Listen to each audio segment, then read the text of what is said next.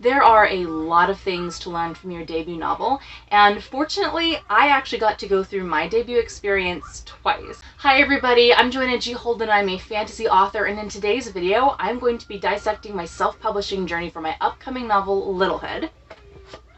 Right here. What I learned from publishing it the first time, why I unpublished it, why it took me so long to rewrite it, and what I am doing 100% differently this time around. If you enjoy videos that revolve around fantasy, self-publishing, and a mommy author life journey, then be sure to click subscribe and click the notification bell, because being a mommy author, videos don't always go up on the same day every time. So let's get started talking all things self-published journey. So I learned about self-publishing and indie press when I was about 16 or 17 years old. I had, and apologies if there's noise, this camper, you can hear everything in here, I swear. I can hear things all the way from the other end, so trying to work with what I've got here. But I learned about self-publishing and indie press when I was about 16 or 17 years old. I had just finished a major writing project with some of my friends, and we were printing off copies of our books for each other, for ourselves, and a friend of mine and I decided that, you know, maybe self-publishing is the way to go. It's easy, it's quick, you can just throw stuff up there and people will buy it. It seems like the obvious option. And those of you who have done self-publishing right now are probably cringing at hearing that, but that was the thinking because I knew nothing about it. To be fair to myself at that point, that was like, what, 12 years ago? There wasn't that much out there about self-publishing, except that a lot of people still held a huge stigma against it because it was the cheap way, or it was the only way to do it if, like, your work wasn't good enough to sell through traditional publishing. So I didn't have a lot of material to work with. I thought it was an easy breezy, and that's about the same time that I started working on the idea for a fairy tale retelling series. Skip forward a few years, I get married, settle down in my new home, and I decide, okay, I'm gonna do this, I'm gonna pursue my writing career, I'm gonna make a go of this. And so I started by pulling an idea from my self-publishing novel ideas list. Trust me, I still to this day have binders full of just story ideas. I'm one of those people. But I pulled an idea, and it was called Littlehead, and it was based on Hans Christian Andersen's The Little Golden Hood, which is like a variation of Little Red Riding Hood with a huge surprise ending already built into the fairy tale. I've been just completely enchanted with this fairy tale for years and years, and I really wanted to do it justice, so I sat down and I started writing it. I wrote it, I want to say, the first draft in a couple of months. It did not take me long compared to how long other drafts had taken me up to that point. And it ended up being right about 26,000 words at the end of the first draft. The only person that I had beta reading was my amazing sister-in-law, who gave me some pointers and told me some different things that I should do. And so I changed a few things, but for the most part, the first draft really wasn't that rough. Like, the first draft to the completed draft is pretty much the same. Like, I think the first chapter was the only one that I really changed that much. Then I decided, you know what, if I'm going to do this, let's just go whole hog, right? So I hired an illustrator who did beautiful artwork for the book. I was like, an illustration at the end of every chapter. There was a beautiful illustration that was the same for the heading of every chapter, which I still think was just gorgeous. And then she also did a full color illustration for the front of the book, and it was gorgeous. I still love these pictures to this day. And my friend amazingly formatted it for me, and formatted a very simple cover, just put a cover together, and I was like, okay, this is it. I didn't even know to hire an editor. Sorry, I had to switch up things real quickly, but I'm back. So I got the cover done, I got the interior formatting finished, and with the help of my friends, I put it up online. There's actually a little bit more of the story, but I kind of want to go through this a little bit more quickly. So I put it up on Amazon, I shared the post all over Facebook, I got tons of likes, tons of hearts, and I sat and I waited for my big fat check to roll in, and surprise, surprise, I heard crickets. No one bought my book that I'm aware of. I think my mother may have bought a copy. But if anyone did buy it, I never got any money from it, and I never got any notifications from it. So I did the number one thing that you should not do in self-publishing. I made a giant, heartfelt, guilting post all about how it's amazing how friends will like your posts and cheer you on, but then not actually want to invest in you financially. Something to that effect. I don't remember exactly. I've tried to block it out. But that's what ended up happening. To this day, I cringe when I think about that post. I'm so glad that I have learned from this. But in the end, I realized, you know what? I did this wrong. Something that I did wasn't right, or someone would have bought this book. So I decided, you know what? Maybe self-publishing is not for me. I put that dream on hold. At that point, I was having my first baby, and, writing kind of took a back seat for a while. Fortunately for me, it didn't stay that way. A couple years down the road, I started watching AuthorTube videos. I started getting back into this idea of career writing, and I changed my focus to traditional publishing for a little while before I started learning more about self-publishing. And then I thought, maybe it's not that it isn't for me. Maybe it's that I just didn't do it well the first time because I didn't know how to, because I had not researched it. I took the time and I watched AuthorTube videos and I read blog articles and I even got some books on it, and I realized a number of things. And that's where I want to bring in the why I decided to unpublish this book. The more that I wrote on other projects, the more I realized that it wasn't just the self-publishing things that I did all wrong. I realized that the story crafting itself had not been done particularly well. I didn't have a clear target audience in mind. In my head, it was just, oh, this book can be for anybody. And those books are not bad. The problem was that the more specific your target audience, the more clearly you have in mind who you're writing for, the better you'll be able to write it to that audience. And the more of that audience will be inclined to pick up your book. It should be reflected in the cover, it should be reflected in the blurb, it should be reflected in the story itself and how it is written. And if anyone watching this has ever actually read that first book before I pulled it from the shelf, you'll know it was a good story, but it wasn't written the best. The main character was a 10-year-old who sounded more like a 5-year-old. Now that I have kids, I know this. And her perspective, her POV only had a few chapters. The large portion of the material as far as the POV went was given to the mother and to the woodcutter character, which is fine, except they were adults. And she's a 10-year-old, again, talking more like a 5-year-old. And then there's perspectives from the villain, and it just kind of it was all over the place. The other problem was, again, the unprofessional quality of how I had put it out there. The cover, as pretty and as sweet and as fairy tale-ish as it was not a professionally made cover, and it looked like it. It looked like a self-published cover. And the formatting, as beautiful as it was not professionally done. Again, it looked self-published. So the fact that I kept cringing when I thought to recommend it to people, and to the fact that I had actually quit recommending it to people because I was a little bit embarrassed by it, because I knew it wasn't my best, made me realize, maybe I should take this off of shelves for a little while, because it seems kind of ridiculous to be putting something out there with my name that I'm embarrassed of, that I'm afraid people will read because then it will reflect poorly on me as the author.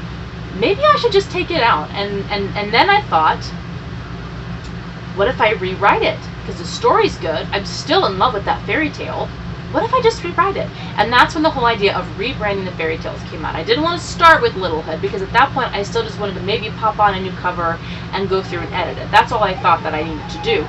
However, that's when the lessons that I learned with Snow Dust, my debut, this beautiful baby right here, that book I wrote in 2019. I was planning on republishing Littlehead in the fall of 2019. And that's when I realized, as I was writing this book, I couldn't help thinking, I'm doing everything different with this book. The characters have clear arcs and clear voices. They actually sound more like 10-year-old kids instead of like 5-year-old kids.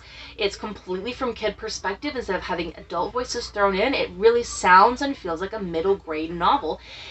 Why don't I just redo Littlehead so that they actually match? And again, I don't have to feel like I'm putting something out there that I, as the author, am embarrassed of, or feel like that is so far of a gap between the quality of the two as far as writing goes. Because we can all say our first book is never as good as the next book that comes out.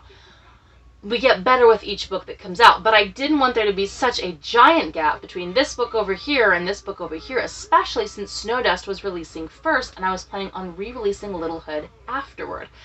I was just like, you know what? Let's just rewrite the whole thing. Let's just give it a giant overhaul. It's going to be a breeze. I've already written it once. It will not be that hard. Those of you, again, who have been watching for a while, you know how stupid this was of me to think. This is how I managed to redo my debut experience.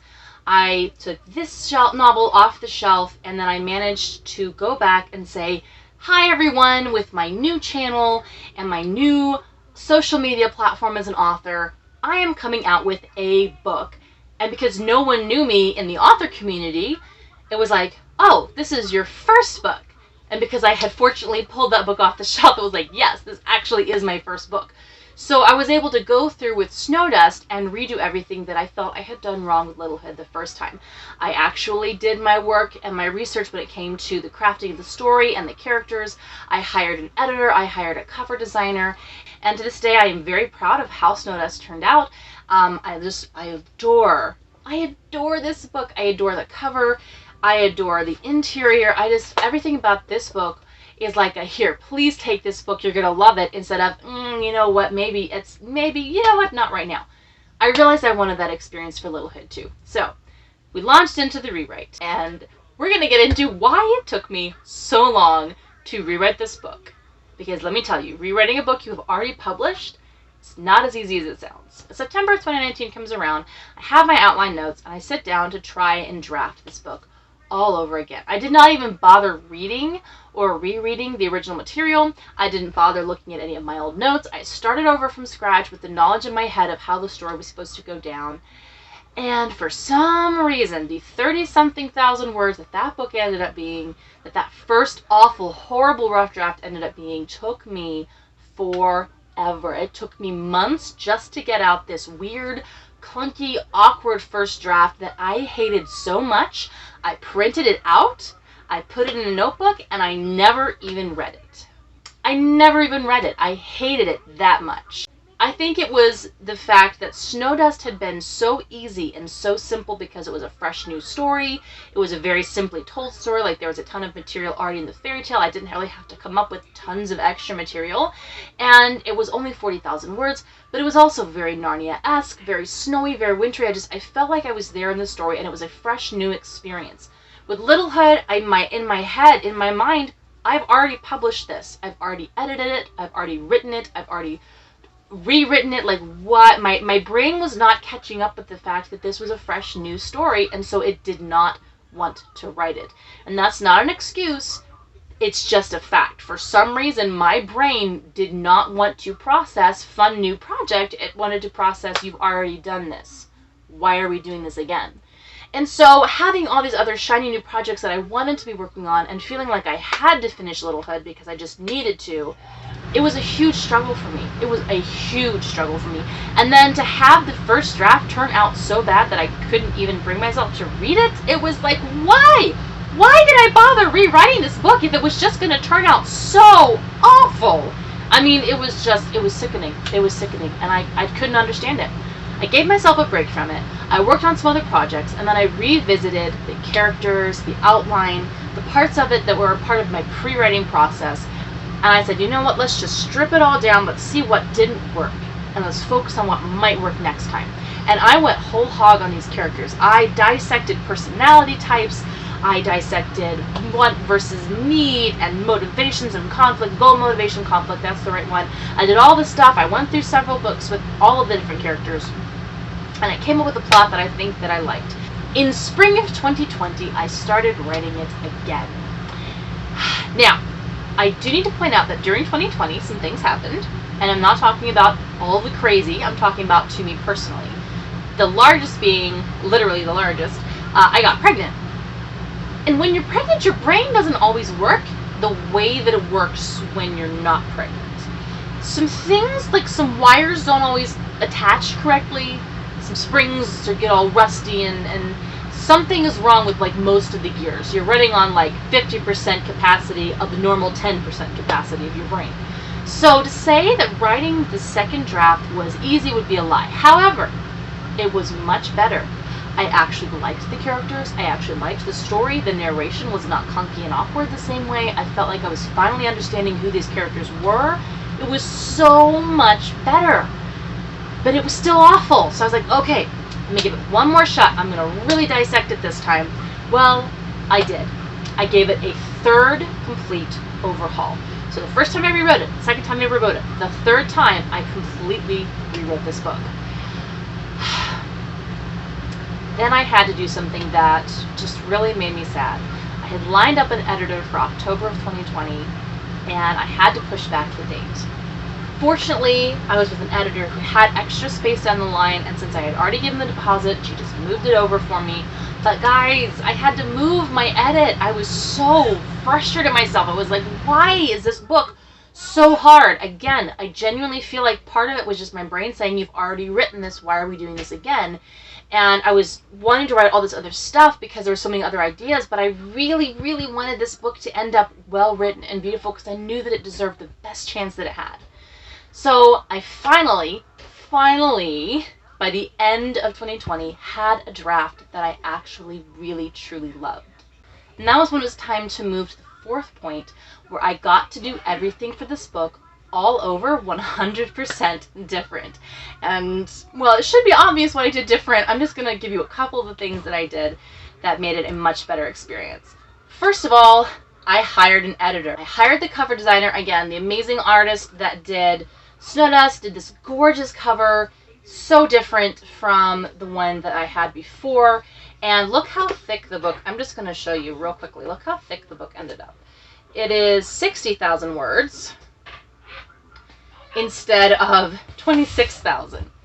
Another thing that I did was I started promoting in a positive and uplifting way. It wasn't here, hey, look at my book. It was things like, this is something fun that I learned about writing this book, or this is something cool about this character, and here's the link down here. And of course, when it comes to the release day, I'm going to be doing some things differently as well. I'm not just going to throw it up on Amazon and hope that someone buys it. No, I'm doing promotion posts, I'm doing these videos.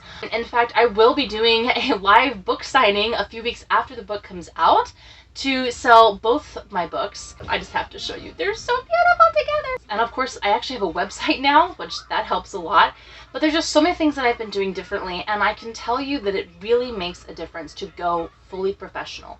When you are self-publishing, fortunately there is less of a stigma now, but there is still a bit of a stigma around indie and self-published books, that they're just not as high quality. And unfortunately, I think sometimes we bring that on ourselves because we don't go the extra mile to make it look like a traditionally published book. I'm here to tell you it makes all the difference in the world to get a good cover, to get an editor, to get someone to format the book for you, or to learn how to format it yourself to do it professionally. And I'm so glad. It was so worth it to completely redo this, to pull the original from the shelf, to rewrite it, and to put it back out there. Was it hard? Yes, it was absolutely hard. It was the hardest book I've ever tried to write, but it was worth it. And I hope that this exposition, if you will, of my self-publishing journey with this book has given you some insight. Hopefully, maybe if you're doing a couple of things that I did wrong the first time, it's helped to bring them to light and giving you some hope that there is still a chance for you to redeem yourself. That is all that I have for you guys today. I hope you enjoyed this kind of story time sit-down video. If you want to find out more of this content on self-publishing journey, mommy author life, fantasy writing, all that good stuff, hit the subscribe and the notification bell, and consider following me over on Instagram, where I share even more of these revelations and stories and fun posts about all the writerly stuff. I love you all so much. I hope you have an amazing rest of the weekend writing, and I will see you all in my next video. Bye!